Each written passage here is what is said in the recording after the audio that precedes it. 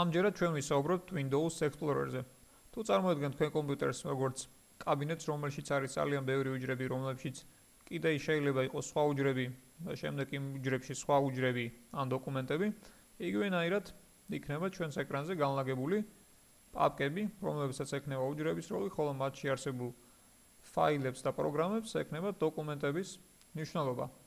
ეკრანზე ამ შემთხვევაში გვაქვს ორი საქაღალდის ხატულა, ანუ იკონი, რომელზეც ორჯერ დაჭერის შემთხვევაში გაიხსნება ფანჯარა. ამ ფანჯრის გამშვე პროგრამას ქვია ზუსტად Windows Explorer-ი, ანუ ფანჯრის დამთვალიერებელი. გავხსნათ ეს საქაღალდე და ვნახოთ, რომ კიდევ მასში არის სხვა ბევრი საქაღალდეები.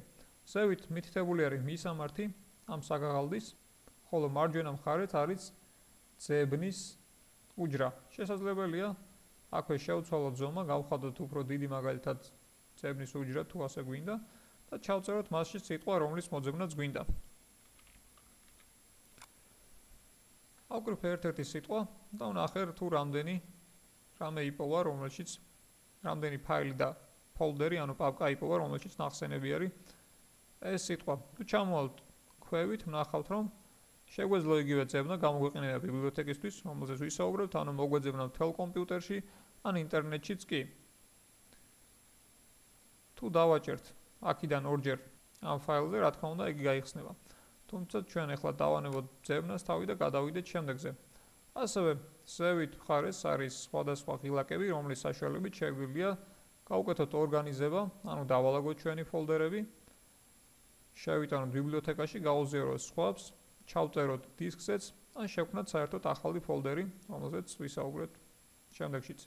ასევე შეგვიძლია შევცვალოთ მათი განლაგება. ამ შემთხვევაში ისინი განთავსებული არიან როგორც საშუალო ზომის იკონები. შეგვიძლია ამ სახელურის გადაადგილებით გავზარდოთ მათი ზომა, ან პირიქით შევამციროთ ზომაში. ასევე შეიძლება ჩამონათვალიდან აურჩიოთ სხვა ლისტი, ანუ ჩამონათვალი, დეტალები, თუ გინდათ რომ გვერდზე იყოს მისი შექმნის დეტალები ან სხვა რაიმე დეტალი, რომლის დამატებაც ასევე შეიძლება, ან გქონდეთ სხვანაირად სათაურებით, ან კიდევ უფრო მეტი დეტალების ჩვენებით. თუმცა ამ შემთხვევაში ჯობია იყოს როგორც იყო საშუალო ზომის იკონები. შევიდეთ ერთ-ერთ საქაღალდეში, მაგალითად დოკუმენტებში, რომელშიც არის კიდევ სხვა საქაღალდე და შეგვიძლია კიდევ ერთი დოკუმენტი, რომელიც შეგვიძლია გავხსნათ, რა თქმა უნდა, მასზე ორჯერ დაჭერით.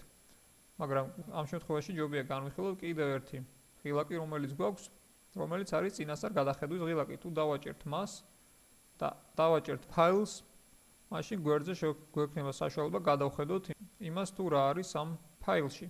თუ გავხსნით ამ ფაილს, ვნახავთ, რომ ზუსტად ტექსტი არის შიგნი და წინასწარ მოგვცა გადახედვის საშუალება ამ ღილაკმა. შეიძლება ზუსტად იგივენაირად არ გამოიყურებოდეს, მაგრამ მაინც ძალიან კარგ აზრს მოგცემს იმის შესახებ, თუ რა არის ამ ფაილში. მოდი გავთიშოთ ისევ ეს და დავუბრუნდეთ ჩვენს Windows Explorer-ს.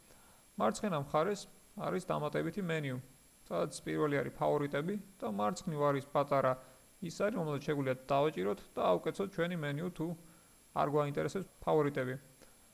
აქვე არის სხვა ჩამონათვალიც და თუ გვაინტერესებს დოკუმენტები, მაგალითად შეგვიძლია დავაჭიროთ ამ ისარს და პირიქით გავხსნათ, ანუ ჩამოვშალოთ მენიუ, გავხსნათ ის, დავინახოთ ის საქაღალდები, რომლებიც მოთავსებული ამ დოკუმენტების პაპკაში. შემდეგს თუ დავაჭერთ, გაიხსნება ის შიგთავსიც და ასე შემდეგ.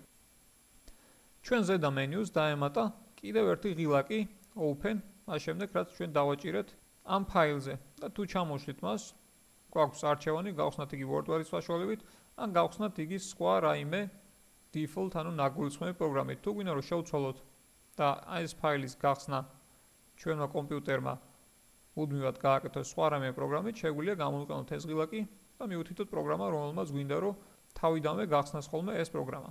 ეს ფაილი უბრალოდ.